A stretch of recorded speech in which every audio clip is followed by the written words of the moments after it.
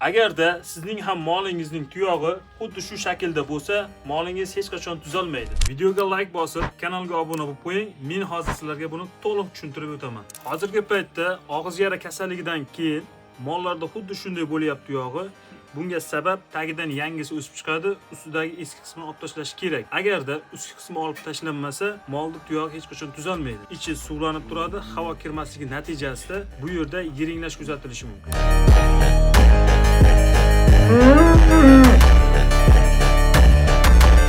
Ustidagi eski tuyog'ini olib tashlangandan so'ng tuyoqning tagiga shunday maxi spreylardan sepib ustini baylab qo'ygan ma'qulroq. Sababi infeksiya tushishini oldi olinadi, tuyoq tezroq bitadi.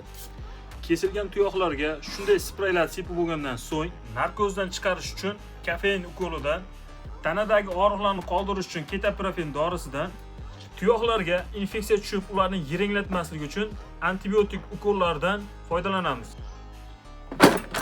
Ushbu videoni xuddi shunday og'iz yara kasalligidan keyin hayvonining tuyog'i tuzalmayotgan do'stlaringizga yuborib qo'ying.